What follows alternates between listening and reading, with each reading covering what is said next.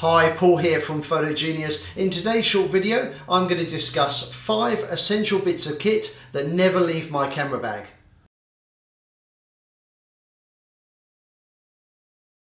So my camera bag of choice is the Think Tank Airport Essentials, which is a fantastic backpack. I change the contents almost on a daily basis, but there are 5 essential bits of kit that never leave this camera bag, and I want to talk you through those today.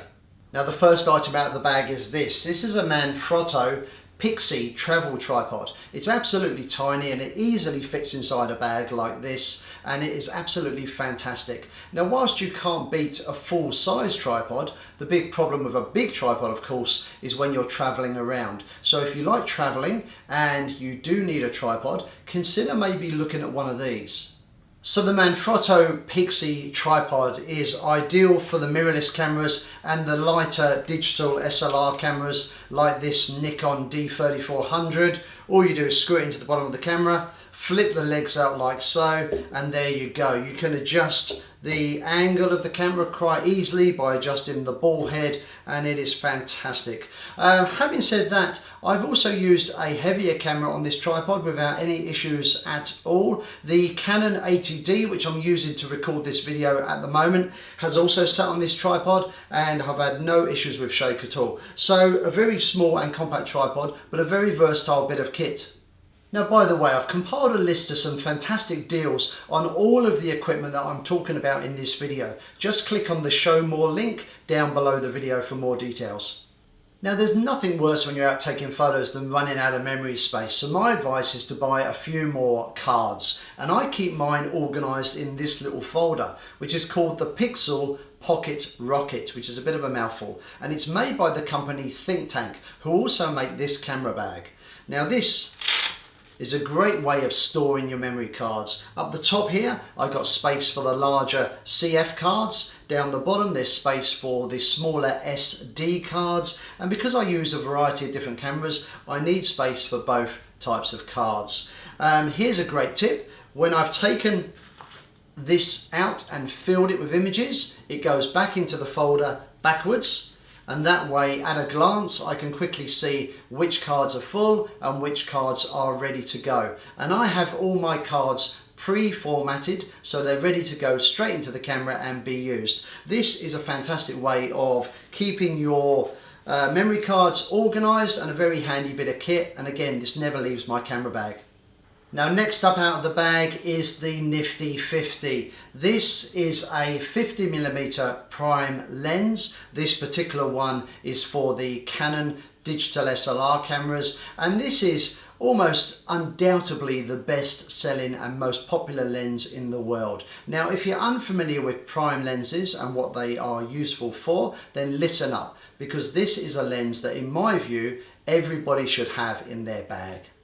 Now, you may be unfamiliar with the term prime lens. A prime lens is a lens which has no zoom. So the focal length of this lens is fixed. You cannot adjust it. If you want to get closer to your subject when you're using this lens, you simply bring the camera closer. And if you want a wider view, you simply walk backwards.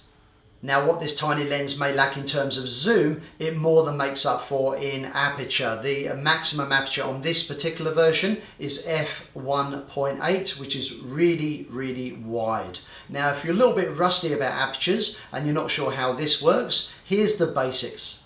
As you can see with this Pentax lens, the aperture is simply a hole within the lens that can be adjusted and allow us to control the flow of light passing through the lens. A small aperture, often referred to as closed down, will let less light pass through the lens. This is given a large f number, which you will see displayed on the camera's LCD screen.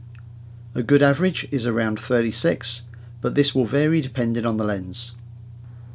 A larger aperture will of course let much more light pass through the lens, and confusingly this is given a smaller f number, which for most kit lenses is around f3.5, but in the case of the Nifty 50 is f1.8. A large aperture can be used to blur our backgrounds, as you can see in these example images. This is commonly called a shallow depth of field. And finally, another great thing about this lens is the price. This is the Canon 50mm f1.8, and here in Australia you can pick this up for around about 170 bucks, which is approximately $130 in the US, and if you're in the UK you're looking at around about £100. A fantastic lens for not a lot of money, and that's why it's always in my camera bag. Now next up is a spare battery for your camera. Now this may seem like a real obvious one, but I'm constantly surprised by how many people rely on the one and only battery they have, and that's almost certainly the one that came with the camera when they first purchased it. Having a spare battery fully charged in your camera bag will mean you don't miss the shot. So I think you should get one of these, and if you're interested, I've put together some links for some really great deals, and all you need to do is click on the Show More tab just below this video. And finally, out of the bag is this. This is a Lightning to SD card adapter.